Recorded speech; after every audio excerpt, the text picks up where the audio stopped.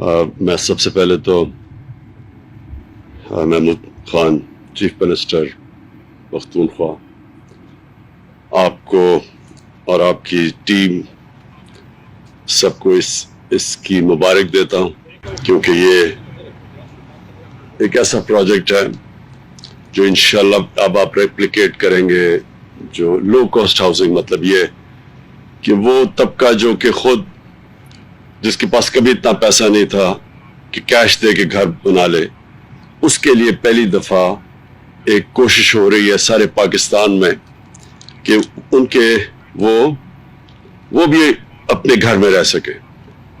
پہلے میں آپ کی اپنی جو میرا فلسفہ ہے زندگی کا، اور جو میری حکومت جب سے آیا ہوں میری پوری کوشش ہے کہ دیکھیں معاشرہ جو ہوتا ہے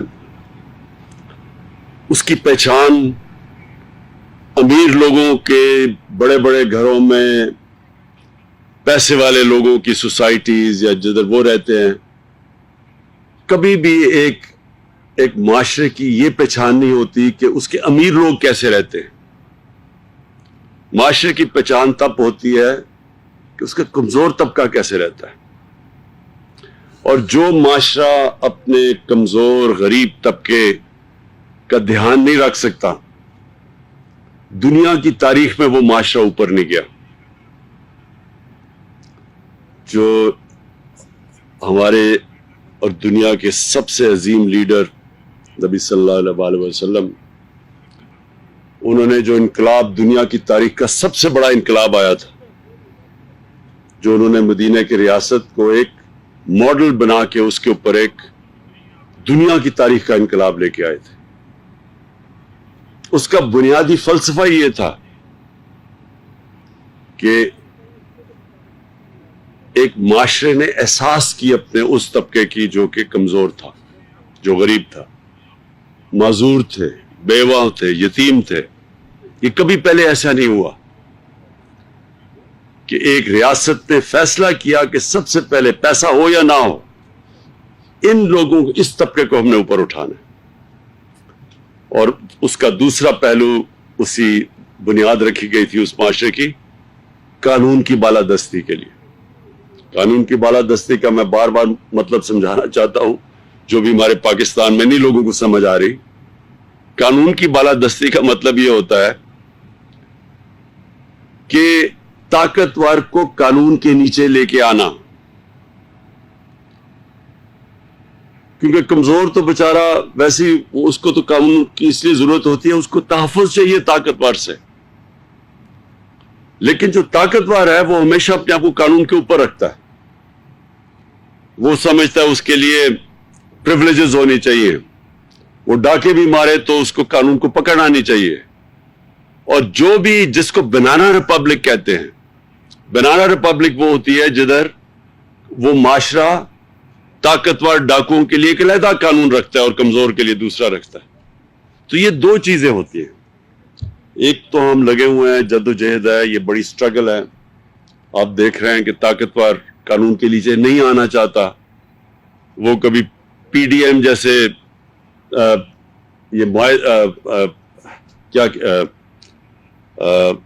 تنظیمیں بناتا ہے، یا پی ڈی ایم جیسی الائنسز کرتا ہے۔ صرف مقصد یہ ہوتا ہے کہ ہمارے لیے ایک قانون ہے، ہمیں عام لوگوں کے قانون کی طرح نہ رکھو، ہم کوئی خاص لوگ آئے ہیں، ہم چوری کریں، ڈاکہ مارے، منی لانڈرنگ کریں، ہمیں آپ قانون کے نیچے نہیں لا سکتے، تو بلیک میل کرتے ہیں۔ اسی طرح شوگر مافیا ہے، لوگوں کو بیچاروں کو مہنگی چینی، غربت پیدا کر کے، قیمتیں بڑھا کے، اور پیسہ بناتے ہیں، اور پھر نہ وہ ٹیکس دیتے ہیں، نہ وہ ان کے اوپر کچھ کریں، تو پھر وہ بھی کہتے ہیں کہ ہم کوئی خاص لوگ ہیں۔ اور اس طرح ساری جگہ ایسے مافیا بیٹھے ہوئے ہیں۔ تو قوم کبھی وسائل کی کمی سے غریب نہیں ہوتی ہے، یاد رکھنا۔ قوم غریب تب ہوتی ہے جب ہمارے نبی صلی اللہ علیہ وسلم نے کہہ دیا تھا کہ تمہارے سے پہلے بڑی قومیں تباہ ہوئی، جیسے طاقتور کے لیے ایک قانون اور کمزور کے لیے دوسرا۔ اس کو رول آف لا کہتے ہیں، قانون کی بالادستی۔ تو ایک یہ ہے، اور دوسرا جو آج جس کے لیے میں یہاں آیا ہوں، ایک آدمی کی، ایک انسان کی بنیادی ضروریات پوری کرنا ایک اسٹیٹ کی سب سے بڑی ذمہ داری ہے. ہم نے آج تک کبھی سوچا ہی نہیں کہ جو غریب آدمی ہے، جو مزدور ہے، جو مکینک ہے، جو ویلڈر ہے، جو چھوٹی دکان چلاتا ہے، جو چھابڑی والا ہے، ان کی بھی خواہش ہوگی کہ اب ہمارا اپنا گھر ہو.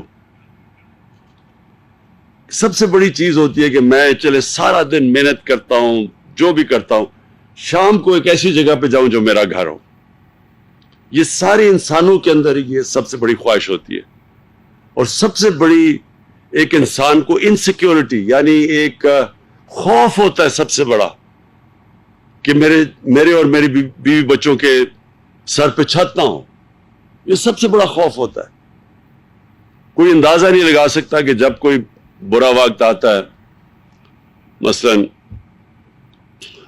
زلزلہ آتا ہے، سیلاب آتے ہیں، اور جس طرح پختونخوا میں قبائلی علاقے کے اندر جب وہ جنگ ہوئی تو ایک دم لوگوں کو سب کچھ چھوڑ کے نکلنا پڑا، اور ایک دم وہ کیمپس میں چلے گئے. یہ جلو زئی میں بھی افغان بیچارے جب وہاں سے آئے تھے مشکل وقت، وہ بھی یہاں رہتے تھے، لیکن وہ تو پھر بھی وہ ان کے سر پہ چھت تھی. لیکن یہ جو خوف ہے یہ سب سے بڑا خوف ہوتا ہے. اور ہمارے کبھی بھی کسی حکومت نے یہ سوچا ہی نہیں کہ وہ بیچارے ان لوگوں کے لیے ہم کیا کریں. تو یہ پاکستان کی تاریخ میں پہلی دفعہ ہو رہا ہے. ایک پرائم منسٹر جنیجو تھے، انہوں نے کوشش کی، وہ فیل ہو گئی تھی ان کی اسکیم، کیونکہ انہوں نے جدھر گھر بنا دی ادھر لوگ رہنا ہی نہیں چاہتے تھے. ہم جو یہ اسکیم لے کے آ رہے ہیں لو کاسٹ ہاؤسنگ کی، پہلے ہم نے پوری سروے کی ہوئی ہے، رجسٹر کیا ہوا ہے. ہمارے پاس رجسٹرڈ ہیں لوگ جو کہ گھر، ایک چھت چاہتے ہیں، ایک گھر چاہتے ہیں. تو اس کے بعد پھر ہم نے ادھر سے شروع کیا. اب ظاہر ہے گورنمنٹ کے پاس تو پیسے نہیں کہ ہر آدمی کو گھر بنا کے دے دے. کوئی بھی دنیا میں گورنمنٹ یہ نہیں کر سکتی. امیر ترین ملک بھی اپنے سارے شہریوں کو گھر نہیں دے سکتے. لہٰذا اس کا ایک ہی طریقہ ہے جو دنیا نے ایک کامیاب ماڈل بنا ہوا ہے، وہ یہ کہ بینکوں کو کہیں کہ قرضے دیں لوگوں کو اپنے گھر بنانے کے لیے. تو یہ جو اسکیم آئی ہے اس میں کیا ہوگا کہ ہم نے پوری کوشش کی ہے کہ سستے گھر بنے، گورنمنٹ کی زمین پہ بنے، کیونکہ اگر زمین بھی خریدنی پڑے اس کی قیمت بہت اوپر چلی جائے. اس کے بعد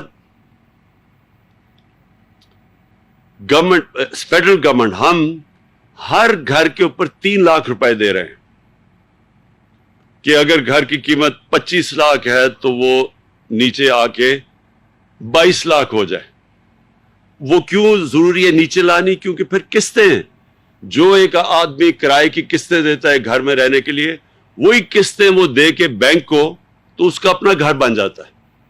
تو ہم چاہتے تھے کہ اس کی قسط نیچے آئے مہینے کی، کیونکہ جتنا گھر کا پورا کاسٹ نیچے آئے گا تو اتنی اس کی مہینے کی کم قسط دینی پڑے گی. لہٰذا حکومت نے 3 لاکھ روپیہ دیا ہر گھر کے اوپر.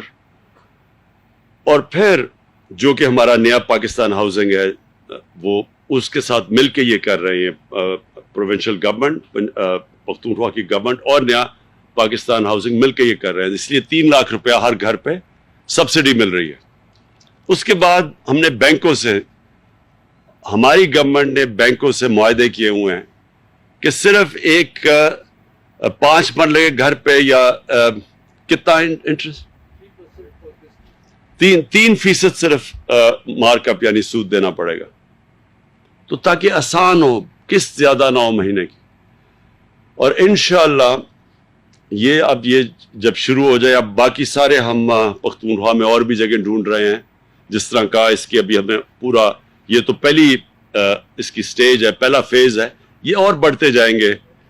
یہ سارا علاقے میں کتنا ٹوٹل آپ کا علاقہ ہے؟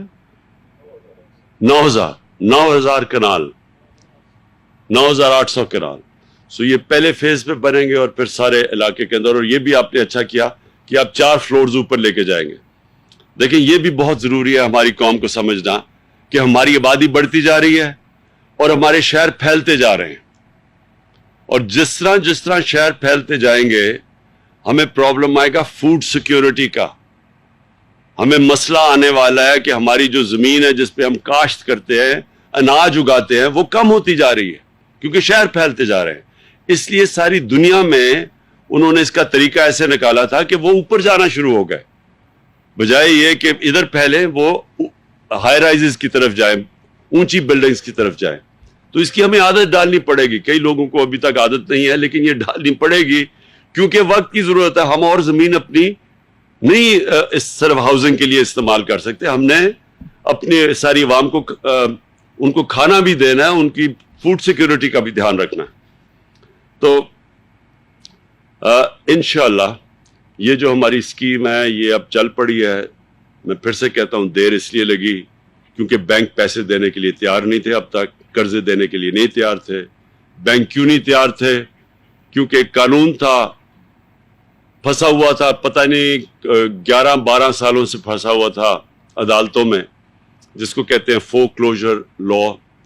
فور کلوجر کا مطلب کہ اگر بینک جب تک ان کو یہ ایشورٹی نہ ہو کہ اگر کوئی قسط نہیں دیتا تو وہ اس کے خلاف ایکشن نہیں لے سکتے, تو ان کے تو پیسے پھنس جانے تھے. تو اس لیے بینک پیسے نہیں دیتے تھے. اب یہ قانون آ گیا, اب بینکس کو پروٹیکشن مل گئی ہے, اس لیے اب بینک سامنے آ رہے ہیں. میں یہ ضرور کہوں گا کہ ابھی بینکس کو عادت نہیں پڑی اس چیز کی, ان کو ابھی چھوٹے لوگوں کو قرضے دینے کی ان کو عادت نہیں ہے. اور میں سارے بینکس کے ہیڈز کو بار بار کہتا ہوں کہ اپنے ٹرین کرے اپنے سٹاف کو کہ جب ایک غریب آدمی آتا ہے تو اس کو کیسے سروس کرنا ہے انہوں نے. اس کی وجہ سے ابھی بھی سلو ہے ہماری جو سارے پاکستان میں اسکیم چل رہی ہے. لیکن یہ جو اسکیم ہے اس کے لیے آسانی اس لیے ہے کیونکہ آپ کے پاس تو زیادہ لوگ آ چکے ہیں, تو آپ تو پھر قرعہ اندازی کریں گے ان کو دینے کے لیے جو لوگ اپلائی کر رہے ہیں. ہماری جو کوشش ہے کہ ہمارے جو عام لوگ ہیں, جو ہمارے غریب لوگ ہیں, ان کو یہ حکومت پوری پروٹیکشن دے. میں آج پختونخوا حکومت کو خاص طور پہ خراج تحسین بھی پیش کرتا ہوں, مبارک بھی دیتا ہوں کہ انہوں نے جو ہیلتھ کارڈ دیا ہے, جو ہیلتھ انشورنس ہے, آپ کو پتہ نہیں اس چیز کا علم ہے یا نہیں, امیر ترین ملک بھی سارے شہریوں کو ہیلتھ انشورنس نہیں دے سکتے.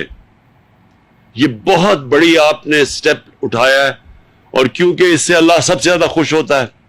اللہ تو خوش ہوتا ہے جب آپ اس کی مخلوق کی مدد کریں, اور خاص طور پہ دکھی انسانیت کی. جب ایک گھر کے اندر بیماری ہو اور ان کے پاس پیسہ نہ ہو, اس سے بھی بڑی بے بسی نہیں ہوتی لوگوں کے اوپر. شوکت خانم میں نے اس لیے بنایا تھا کہ کینسر کا بڑا مہنگا علاج تھا, تو غریب آدمی کے گھر کینسر ہو جائے وہ تو بیچارہ مقروض ہو جاتا تھا, سب کچھ بیچ دیتا تھا اور پھر بھی علاج نہیں کروا سکتا تھا. تو یہ جو آپ نے ہیلتھ انشورنس دی ہے محمود خان, آپ نے پہلا صوبہ سارے پاکستان میں جس نے سارے اپنے شہریوں کو 10 لاکھ روپے ہر خاندان کے پاس آپ نے دے دیا ہے ہیلتھ کارڈ کے ذریعے کہ وہ جا کے کسی بھی ہسپتال میں اپنا علاج کروا سکتے ہیں. یہ ایک سارا ہیلتھ کا سیکٹر میں انقلاب آپ لے آئے ہیں. اس سے اب ہسپتال بنیں گے سارے علاقوں میں. گورنمنٹ تو اتنے ہسپتال نہیں بنا سکتی. ہمارے تو پاس مشکل سے پیسے ہیں جو ہسپتال بنے ہوئے انہیں صحیح طرح چلائے, لیکن پرائیویٹ سیکٹر آ کے ہسپتال بنائے گا کیونکہ اب ہیلتھ کارڈ آ گیا لوگوں کے پاس. تو یہاں جلو زئی جیسے علاقے میں بھی جو کبھی کسی نے ہسپتال نہیں بنانا تھا, اب وہ آ کے بنائیں گے کیونکہ ان کو پتہ ہے کہ لوگوں کے پاس ہیلتھ کارڈ ہے, لوگ پیسہ دے سکتے ہیں ان کو. اس سے انشاءاللہ ایک ہسپتالوں کا جال پھیلے گا پاکستان میں, اور پرائیویٹ سیکٹر آئے گا. ان کی اور بھی ہم مدد کر رہے ہیں, سستی ان کو زمینیں دیں گے ہسپتال بنانے کے لیے, ڈیوٹی فری جو پاکستان میں کوپنڈی بنتی وہ بلوائیں گے. تو ایک یہ دوسرا آپ کا ہیلتھ کارڈ ہے. تیسرا پناہ گاہ, یہ بھی بڑا زبردست کام ہے, اور یہ بھی انشاءاللہ ہماری کوشش ہے کہ سارے پاکستان میں یہ پھیل جائے کہ مزدور بیچارے جو دور دور سے آتے ہیں کام کرنے کے لیے, دہاڑی لگانے کے لیے, پیسے بنائیں تاکہ اپنے بیوی بچوں کو پیسہ بھیجیں, تو ان کے لیے تو بہت بڑی سہولت ہے کہ وہ آ کے ایک پناہ گاہ میں رہ سکتے ہیں, اور ان کو کھانا بھی وہاں مفت ملتا ہے, وہ ان کو کرایہ بھی نہیں دینا پڑتا, ان کو اچھی وہ نہا دھو بھی سکتے ہیں, اور وہ پھر جو پیسہ بچتا ہے وہ سارا اپنے بیوی بچوں کو دیتے ہیں. یہ بھی ایک اللہ کی طرف سے زبردست سہولت ہے, اور اس پہ پختونخوا پوری شرکت کر رہا ہے. اور میں یہ چاہتا ہوں کہ ابھی سے آپ کو لوکیٹ کرنی چاہیے جگہ کاظم آپ کو دیکھنا چاہیے کہ جدھر جدھر بھی مزدور جاتے ہیں شہروں میں، چھوٹے شہروں میں کام کرنے کے لیے، ادھر وہ جگہ آپ کو لوکیٹ کرنی چاہیے، اور یہ بھی اللہ کا کام ہے، اس میں بھی انشاءاللہ اس کی برکت آئے گی ہمارے ملک کے اوپر۔